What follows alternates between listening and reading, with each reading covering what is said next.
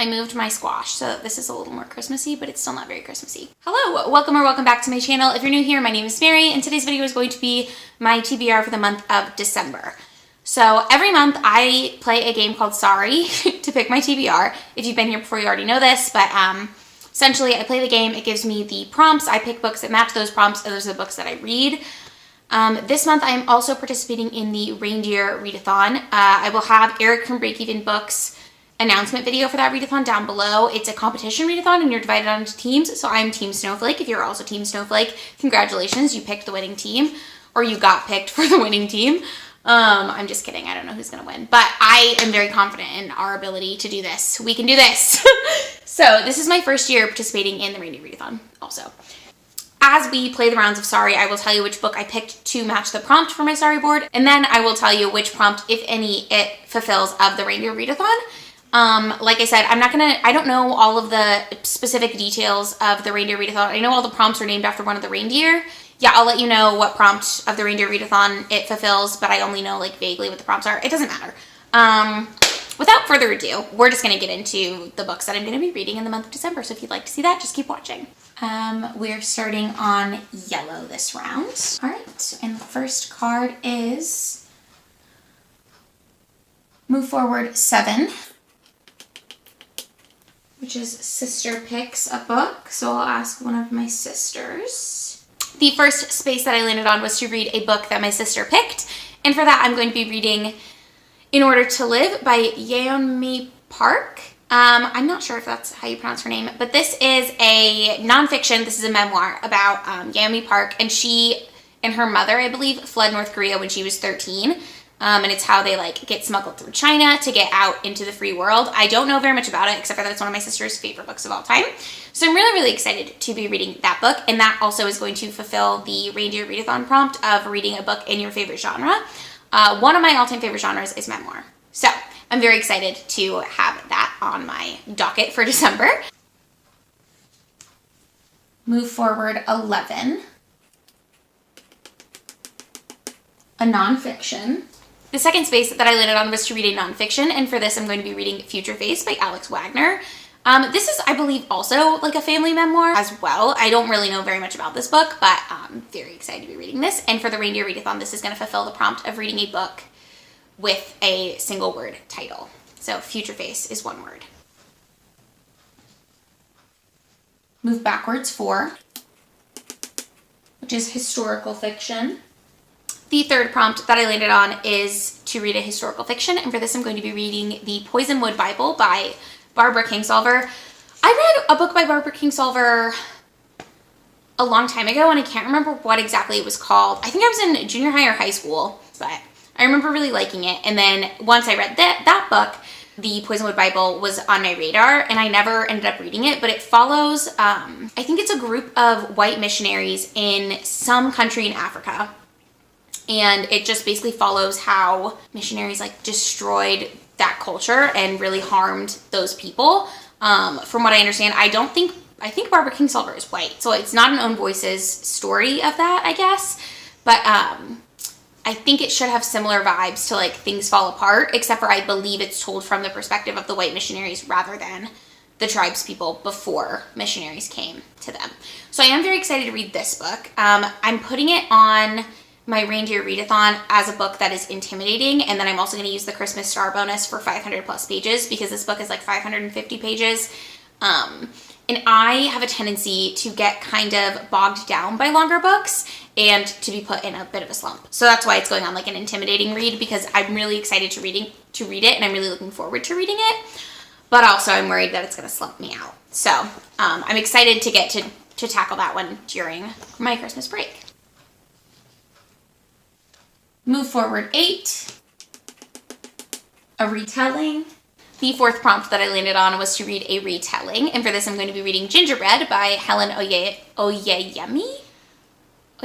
I don't know how that's pronounced, but this I believe is a retelling of Hansel and Gretel, and for a Reindeer Readathon I'm using this for the prompt book that contains a misfit character, because I believe the premise of Gingerbread, I want to say it's like a horror retelling, but I could be wrong about that, don't hold me to that.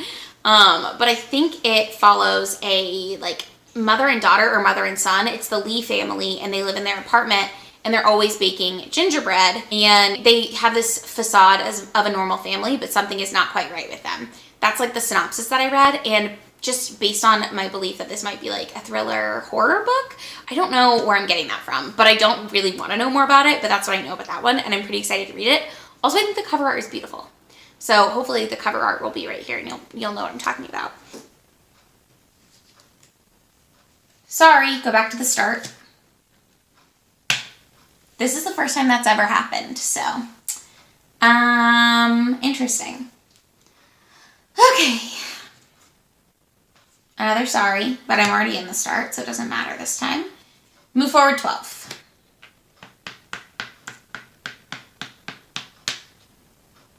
A book from a new author.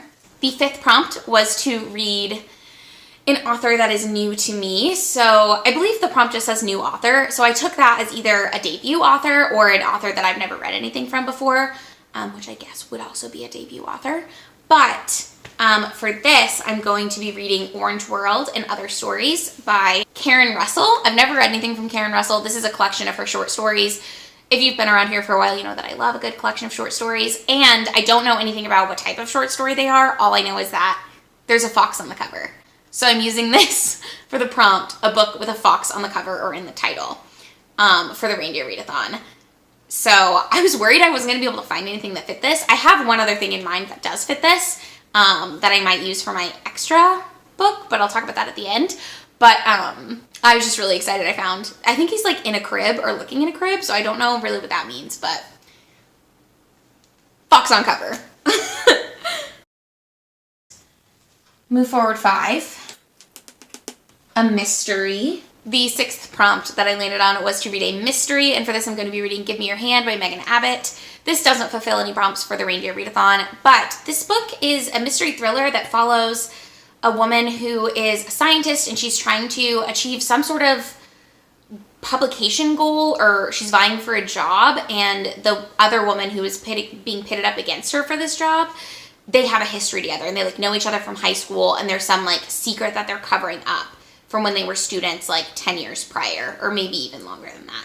So I'm very excited to like sort of unravel this one. With most mystery thrillers and this like type of genre, I don't like to know too much about it going into it. Most books in general, I will say, I prefer to just sort of go in without really knowing anything about them. So I'm excited to read that one, and I've heard really good things about Megan Abbott as an author, so I'm interested to see if her version of mystery thrillers will vibe with me. Move forward 2. A horror. Horror? I don't know. I have a hard time saying that word. The 7th prompt that I landed on was to read a horror book, and for this I'm going to be reading I'm Thinking of Ending Things by Ian Reid. This book was actually recently turned into a Netflix film, I believe, and I've been wanting to watch that and do a side-by-side review of the book to the movie like I did with Normal People and their Hulu adaptation. I also did that with Catch-22 and their Hulu adaptation, so if you're interested in watching those, I'll link the playlist of that style of video above. But that's the style of video that I like made my YouTube channel planning on doing a lot more of, and I think those are the only 2 that I've done. So I need to sort of get the ball rolling and get back into that. But I'm very excited to be reading this. I have it on hold for my library, and I placed it on hold in the end of September, beginning of October. So hopefully I'll have that at the beginning of December, and I'll be able to knock that out. This is a horror book, and I think it just follows a guy who is, it's like a couple, and they're on some kind of late night drive, and something spooky happens, and at the end there's only the girl left by herself. She's like abandoned, and they can't find the car or the boyfriend. From the synopsis, that's what I think happened. But regardless, I'm excited to finally read this so I can finally watch the movie. And I don't know if I mentioned, that fits the Reindeer Readathon prompt of a character that has some sort of, or a book that contains conflict. I don't know what the conflict is, but the synopsis makes it seem like the characters are really having to reckon with something inside of them. So I don't really know much about it, and I don't want to until I've read it, but I'm very excited at the premise that is promising. Move forward 3. Telling again. The 8th prompt that I landed on was to read a retelling, so I landed on this twice. And for this I'm going to be reading The Winter of the Witch by Katherine Arden, which is the final book in the Winter Night trilogy. I'm not sure how much of a retelling this actually is. From what I understand, the first book is based on the story Vasilisa the Beautiful. And then the second book is a retelling of another story. So I'm reading the second one right now. Each of the books in this trilogy, at least the first two, start with someone telling an old folk story or some sort of like legend or lore in Russian folklore.